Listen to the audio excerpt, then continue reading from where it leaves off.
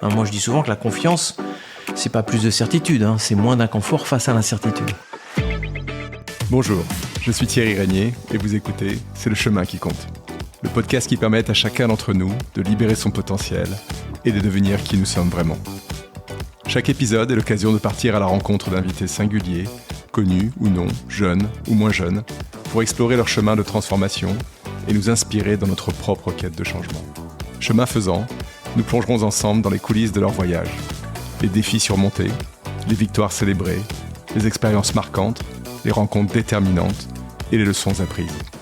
Bref, toutes choses qui nous rappellent que plus que la destination, c'est le chemin qui compte. Aujourd'hui, je reçois Pascal Van Cutsem, coach, formateur et consultant. Bonjour Pascal. Bonjour Thierry. Alors Pascal, tu es né à Calais il y a une 60aine d'années, où ton enfance se déroule plutôt normalement, mais à l'adolescence, tu rencontres des problèmes de santé qui vont te retarder légèrement dans ta progression scolaire et on t'oriente alors vers les études de comptabilité. Mais il faut bien l'avouer, tu n'as aucune passion pour les chiffres. Ce qui t'attire, ce sont les relations humaines. Le hasard des rencontres te fait passer de la compta au recrutement et tu ressens rapidement le besoin d'un accompagnement plus profond et durable des personnes que tu rencontres en entretien. Très vite, tu comprends que ce que tu veux, c'est aider les gens à prendre conscience de qui ils sont et les aider à atteindre leur plein potentiel. Tu te lances alors dans l'aventure du coaching et tu fondes ton propre cabinet voilà plus d'un quart de siècle, à un moment où cette pratique est balbutiante et on peut dire que tu es l'un des pionniers de cette pratique en France. Au-delà de la formation classique de coach que tu reçois, tu poursuis une approche plus holistique du métier en explorant d'autres chemins et tu deviens le premier coach français formé à l'approche neurocognitive, à l'analyse comportementale, la cohérence cardiaque et la préparation mentale.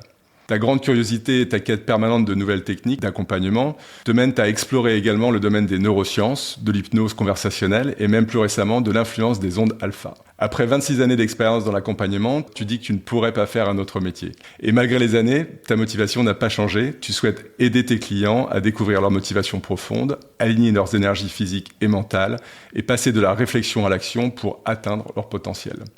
En toi, Pascal, on trouve un mélange détonnant d'humour, d'humilité et d'érudition, une capacité d'analyse à la fois d'une grande profondeur et d'une grande finesse. Tu impressionnes par ton insondable curiosité pour tout ce qui touche à la psychologie humaine et pour ta capacité désintéressée à transmettre tes vastes connaissances autour de toi. J'ai eu la chance d'être coaché par toi il y a presque 20 ans, Pascal, et je peux dire que ton accompagnement a eu un impact majeur sur mon propre chemin. Et je voulais saisir l'opportunité qui m'est donnée aujourd'hui de te remercier pour ce cadeau. Merci Thierry. Alors, avant de rentrer dans le vif du sujet, j'ai envie de te faire réagir sur ces presque 30 années de chemin que je viens de retracer, Pascal. Qu'est-ce que ça évoque pour toi et qu'est-ce que tu ressens en reparcourant ce chemin ? Je ressens une certaine fierté parce que c'est une belle évolution, d'autant plus que je me suis formé, on va dire, tout seul pratiquement, avec des spécialistes bien entendu, mais j'ai choisi ma voie peu à peu, donc je dirais quand je vois tout ça, parfois j'oublie tout ça. Donc le fait de l'entendre, c'est très intéressant parce que ça permet de faire une synthèse, mais quand même de repenser aux périodes clés qui ont été des périodes charnières et qui m'ont permis d'arriver là où je suis aujourd'hui. Et qu'est-ce que tu dirais qui a été vraiment la période clé pour toi ? Tu parles de période clé. C'est peut-être des périodes difficiles justement, des périodes d'insatisfaction, de frustration, presque de douleur, un peu de souffrance morale, où finalement il n'y a pas de satisfaction. Il y a ce que j'ai connu beaucoup dans les différents métiers que j'ai pu faire, c'est que j'ai eu d'abord comme une excitation, puis rapidement comme une insatisfaction. Et ça a été important. Alors c'est important, mais si on peut l'éviter, c'est mieux, parce que c'est douloureux. C'est douloureux, ça m'a fait prendre des décisions importantes, des remises en question, des remises en cause aussi. Mais en tout cas, avec le recul, ça m'a structuré. Et quand je regarde dans le rétroviseur, je me dis où j'en suis, c'est tout à fait une évidence. La difficulté, bien sûr, pour tout le monde, c'est de créer l'évidence. On reviendra aussi peut-être là-dessus, parce que c'est important. Ce serait intéressant de savoir comment on crée l'évidence, effectivement.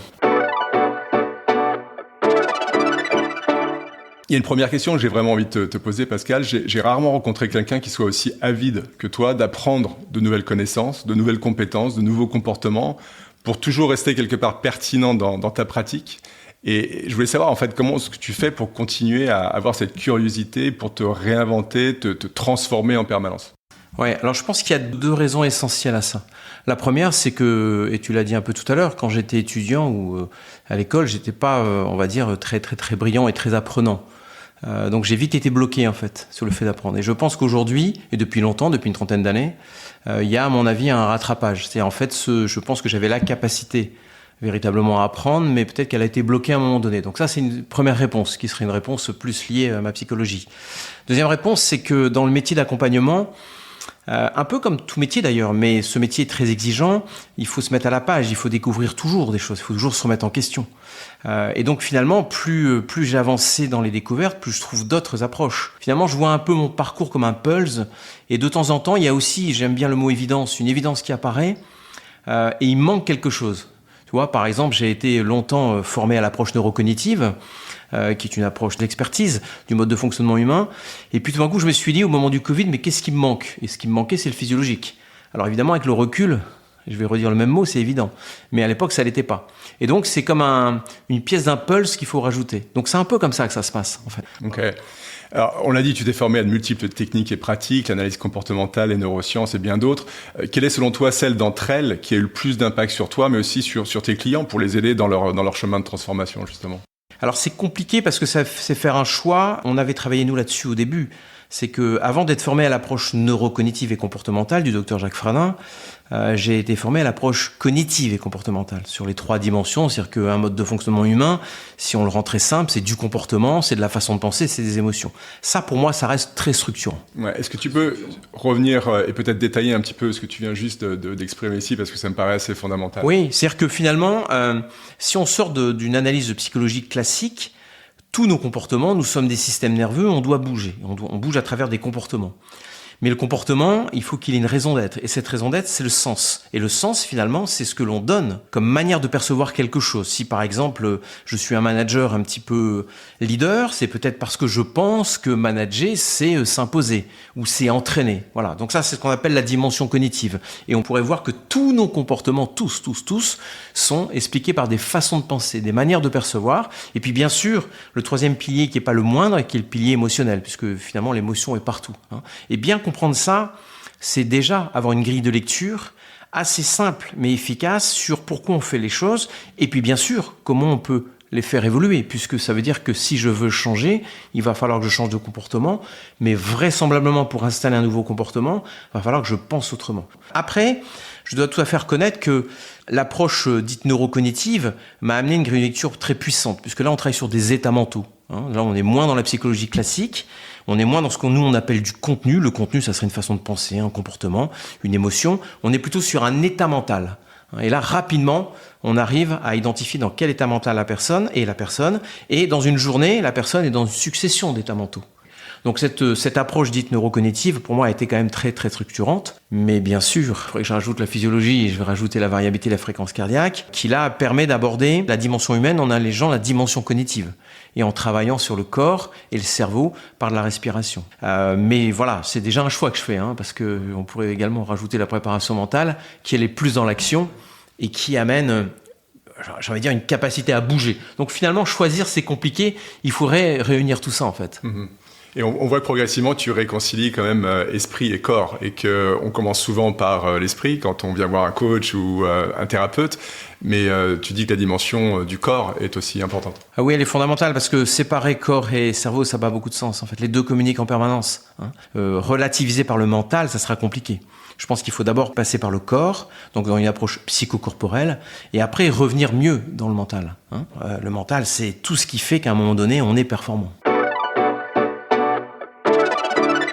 Alors, tu sais, ce podcast s'appelle « C'est le chemin qui compte ». Alors, je voulais savoir si tu pouvais partager avec nous la manière dont toi, tu as procédé pour trouver ton propre chemin. Alors, ça a commencé par des insatisfactions et des illusions.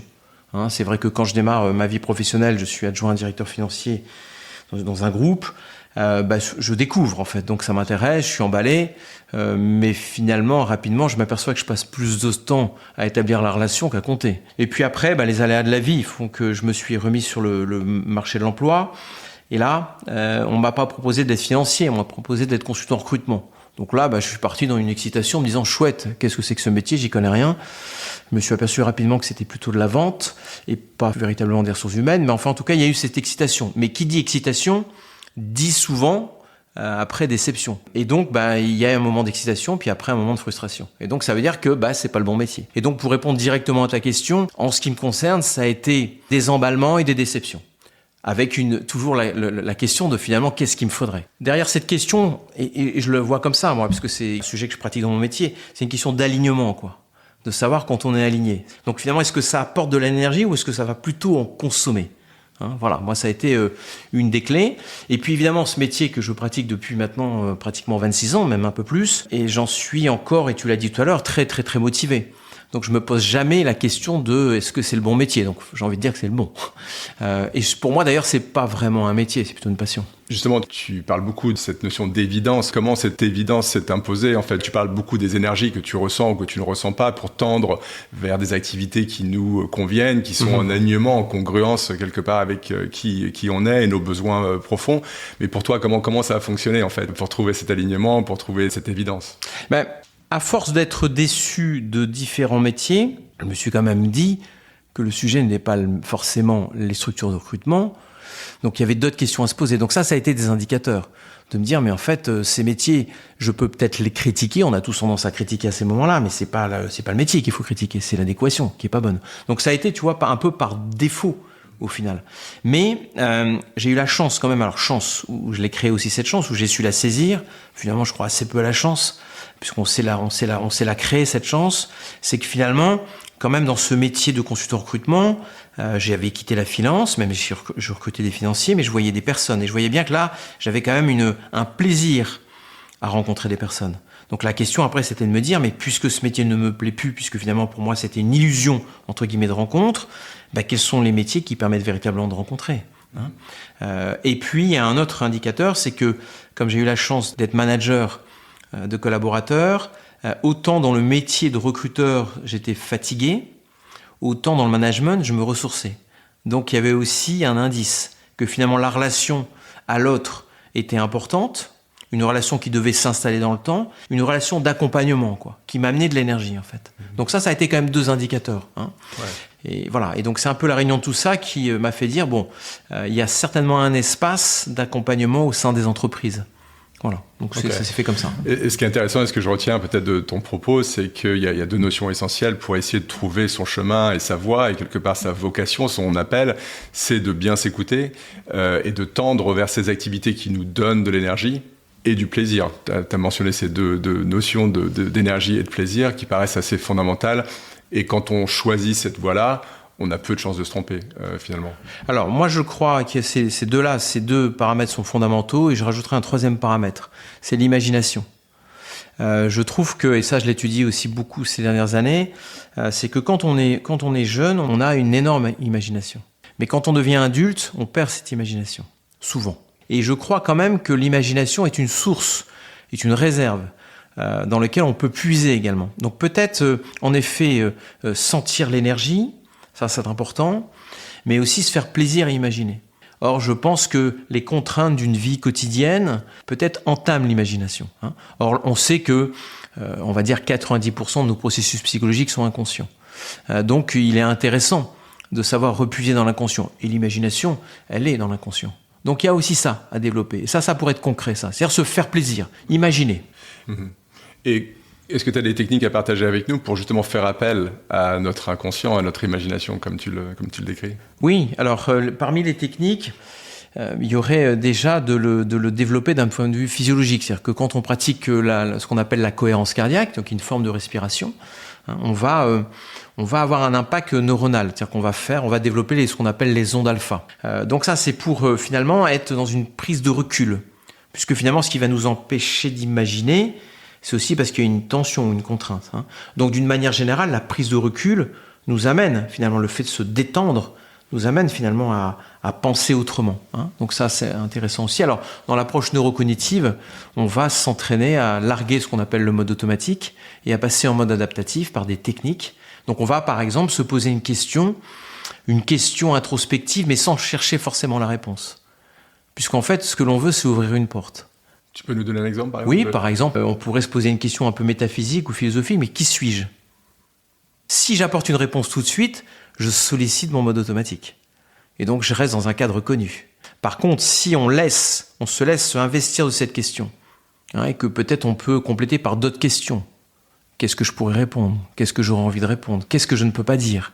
Toutes des questions qui vont permettre d'ouvrir. Hein. L'idée étant souvent d'avoir des questions un peu complexes sur soi et sans réponse. Hein, de freiner la réponse.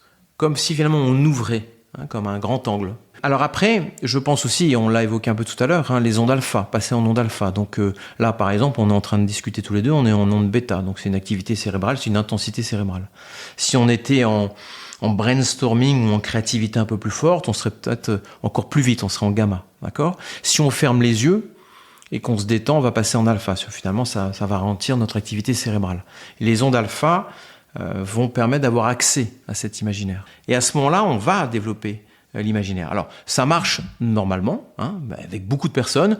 Il se peut parfois qu'il y ait des blocages, mais ça se travaille, ça, puisqu'on n'a pas peut-être toujours conscience de ce que je suis en train de dire, de visualiser. On oublie, en fait. C'est tellement une évidence qu'on finit par l'oublier. D'accord. Voilà. Ok. Donc peut-être pour résumer, pour trouver notre chemin, faisons appel à notre imagination, à l'inconscient, et tendons vers ces activités qui nous donnent de l'énergie et du plaisir. Exactement. Et je rajouterais, mais c'est en filigrane dans ce que tu as dit, c'est l'idée finalement, quand on est petit, normalement, on nous structure. Mais en nous structurant, on nous enlève des permissions. Et je pense qu'après, une fois qu'on a eu cette structure, il faudrait se redonner des permissions. D'accord. Voilà. Et donc c'est en effet à ce moment-là qu'on peut imaginer. Donc c'est après avoir été construit, se déconstruire quelque part ? Alors ça serait négocier la construction. Négocier la construction, très bien, j'aime le concept. Ok, Pascal, est-ce que toi tu as quelque part développé des rituels, des habitudes ? Est-ce que tu as vécu des influences ou eu des rencontres qui t'ont accompagné sur ton chemin et peut-être aidé à devenir qui tu es aujourd'hui ? Paradoxalement, j'ai, et peut-être parce que je ne me connaissais pas bien, mais j'ai cherché beaucoup les rencontres. Et j'ai été en fait globalement toujours déçu des rencontres. Mais peut-être que j'en attendais trop. Et puis je ne sais pas si tu connais Anthony Robbins, mais j'ai retenu ça de lui. Anthony Robbins, l'américain, qui dit finalement c'est pas la peine de demander quelque chose à quelqu'un qui ne peut pas nous donner, quoi. En fait, c'est-à-dire que finalement quand on pose une question à quelqu'un qui ne sait pas répondre, on crée une anxiété. Et la personne, pour s'en débarrasser, tout ça n'est pas conscient, généralement va projeter ce qui lui paraît bon. Mais en même temps, elle parle d'elle, quoi. Donc ces rencontres-là, j'ai envie de dire, elles ont été intéressantes parce qu'elles m'ont construite aussi. Mais en fait, elles m'ont pas apporté ce que je souhaitais, mais tout simplement parce que c'était pas possible. Voilà. Alors après, ce que je crois dans tout ce que j'ai pu faire, c'est-à-dire essentiellement les formations, mais aussi les accompagnements, c'est que grâce à ça, j'ai pu me rencontrer. Et ça, pour moi, c'était la meilleure des rencontres. Et j'inviterai toute personne qui se pose des questions sur ce qu'elle veut faire, sur ce qu'elle souhaite entreprendre pour s'épanouir, c'est de se rencontrer, en fait. Alors, le problème, c'est que si je dis ça, ça va te paraître conceptuel. Or, c'est pas conceptuel. Et se rencontrer, c'est une belle rencontre, mais c'est toute une vie. Comment on procède pour se rencontrer, en fait, c'est le cœur du... Ouais, c'est le cœur du sujet, ça. Il faut se poser des questions. Il faut se poser des questions, il faut savoir finalement répondre concrètement à qui on est. C'est pas simplement un CV, c'est pas simplement un parcours, c'est qui on est finalement, comment on vit les choses, quelle est notre vision du monde, pour y mettre les valeurs aussi. Voilà, c'est de bien se connaître et aussi de bien connaître ses réactions. Ce qui fait qu'il nous stresse, ce qui fait que finalement on avait des attentes et elles ne sont pas satisfaites. C'est-à-dire avoir ce questionnement, mais c'est un questionnement qui doit pas inhiber. C'est un questionnement.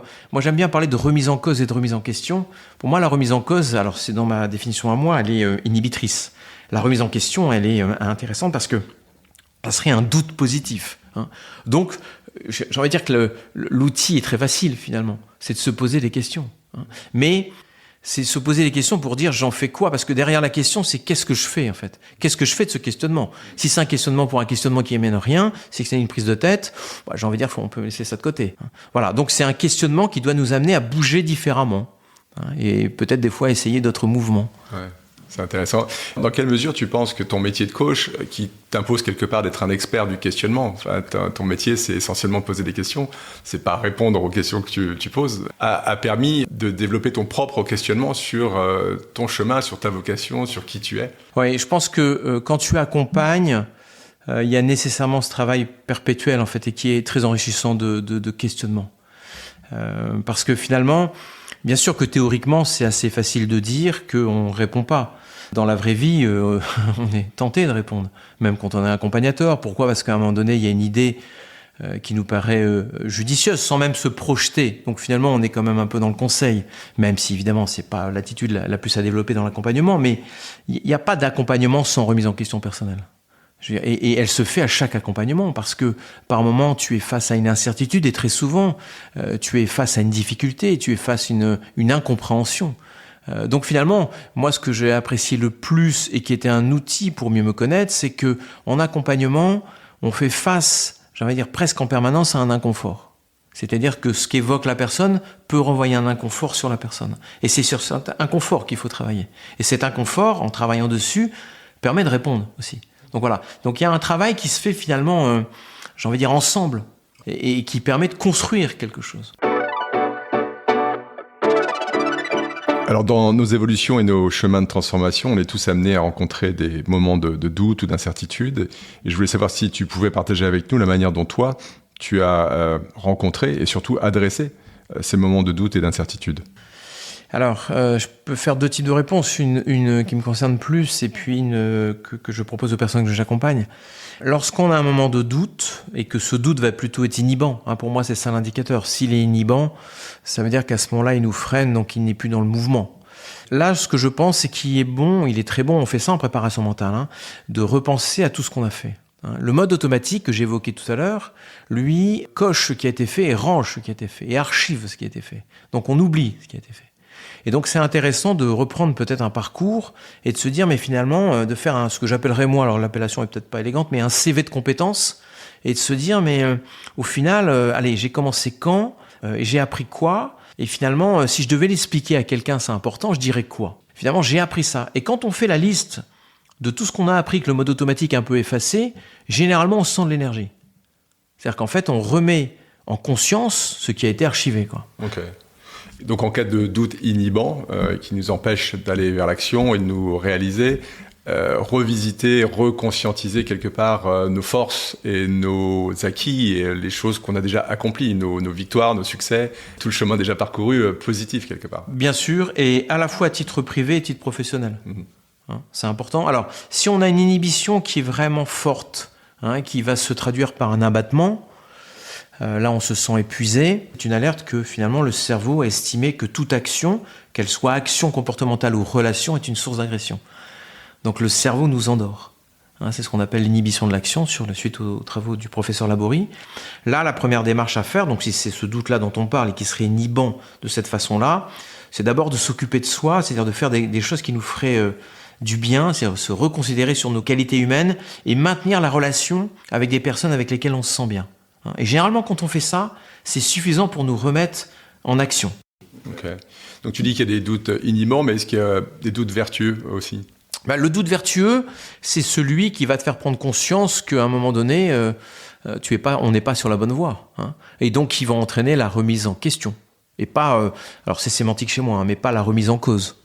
La remise en question, finalement, c'est un peu le questionnement que j'évoquais tout à l'heure. Tu te poses une question, mais une question, finalement, ça serait presque une porte. Et une porte, généralement, normalement, pour la plupart des portes, il faut l'ouvrir. Donc ça serait ça, en fait, la remise en question. C'est l'ouverture de la porte. Est-ce que toi, tu dirais que ta transformation personnelle, on l'a vu, tu as beaucoup cheminé, tu as changé de rôle, de fonction, tu as monté ton propre business. Est-ce que tu dirais que cette transformation a eu un impact significatif sur toi et sur les autres ? Alors, sur moi, définitivement, puisque finalement, ça a changé tout, ma façon de voir. Et ma dimension cognitive d'aujourd'hui, c'est-à-dire mes manières de voir d'aujourd'hui par rapport à celle d'il y a 30 ans ou 35 ans, ça n'a plus rien à voir. Donc oui, ça a changé profondément. Et ce que j'essaye bien sûr le plus possible dans mes accompagnements, c'est de le transmettre. Pas transmettre ce que je suis, puisque ça finalement, c'est intéressant que pour moi. Mais finalement, transmettre tout ce qui a pu m'amener, moi, à progresser. Donc ça veut dire que finalement, quand j'accompagne quelqu'un, mon idée, c'est de me dire, qu'est-ce que je peux donner comme grille de lecture, comme protocole, comme technique, comme approche, pour que la personne puisse rapidement se connecter à elle-même. Alors il y a un point qu'on n'a pas, que j'ai peut-être pas assez évoqué, on l'a peut-être abordé délicatement tout à l'heure, mais c'est l'intuition. Je crois beaucoup ici à l'intuition. Donc par rapport aussi à quand on a un doute, c'est de se questionner, de se dire mais finalement si je m'écoutais, on revient un peu à l'imagination, mais si je m'écoutais un peu plus, il se passerait quoi ? Et là, faut vraiment accepter que dans ce type de questions, il n'y ait pas de réponse. Mais le fait qu'il n'y ait pas de réponse, c'est pas un signal que ça marche pas. C'est un signal que c'est complexe. Donc se dire, mais finalement, si j'écoutais mon intuition, ça serait quoi ? Et d'accepter ces moments finalement, où on réduit notre inconfort face à l'incertitude. Hein, moi, je dis souvent que la confiance, c'est pas plus de certitude, hein, c'est moins d'inconfort face à l'incertitude. La véritable confiance, celle qui est inébranlable, c'est que finalement, on ne sait pas, mais parce qu'on ne sait pas, c'est pas grave. À la limite, on peut même être bien, parce qu'on sait que de toute façon, on finira peut-être un jour par savoir. Et peut-être pas ce qu'on attend d'ailleurs. Parfois, c'est autre chose. D'accord, mais comment mieux s'écouter et comment mieux faire appel à son intuition ? Là, pour le coup, moi, je crois beaucoup à donc, les approches psychocorporelles. Hein. C'est-à-dire qu'il faut alléger le mental, pratiquer beaucoup la cohérence cardiaque, hein, par induction respiratoire, pour pouvoir s'alléger, en fait. Et alléger, dans un premier temps, ça ne sera certainement pas par le mental. Il faut passer par le corps. Hein. Donc, des exercices de respiration, de la marche, de la méditation, du yoga. Voilà, tout ce qui va nous permettre un lieu dans lequel on est bien, tout ce qui va nous permettre de nous apaiser, en fait. Pour quelqu'un qui souhaite aller un peu plus loin sur la pratique de la cohérence cardiaque, parce que tu en parles beaucoup, par quoi commencer en fait ? Qu'est-ce que tu conseillerais ? Pour moi, il y a un livre de référence, hein, qui est le livre 365 du docteur David Auer, hein, qui est pour moi un des meilleurs ambassadeurs de la variabilité et de la cohérence cardiaque, qui est aussi le docteur qui m'a formé. Voilà. Et puis après, il faut charger une application pour caler notre respiration, puisque finalement, ce qu'on appelle la cohérence cardiaque, hein, il y a une fréquence respiratoire, il faut être à 6 respirations par minute, donc c'est une respiration tous les 10 secondes. Donc il faut s'entraîner. Mais après, c'est vraiment que de la pratique, hein, et on fait un équilibre, on fait 5 secondes d'inspiration, 5 secondes d'expiration, et là, ça suffit déjà, en fait. Hein. C'est quand même pas très compliqué. Par contre, c'est pas facile parce que c'est comme tout. Hein. Tout ce qu'on vient de dire là ne marchera que parce qu'on va le pratiquer. Tout passe par la pratique. Voilà, il faut intégrer des routines, hein. Des routines d'hygiène, à la fois de gestion de notre cerveau et de notre corps. Ouais. Bon, la première étape, c'est donc de passer, comme tu le disais, de la réflexion à l'action. Exactement. Que, je dirais, si on continue à intellectualiser, mais sans se mettre en mouvement, il ne va pas se passer grand-chose. Rien.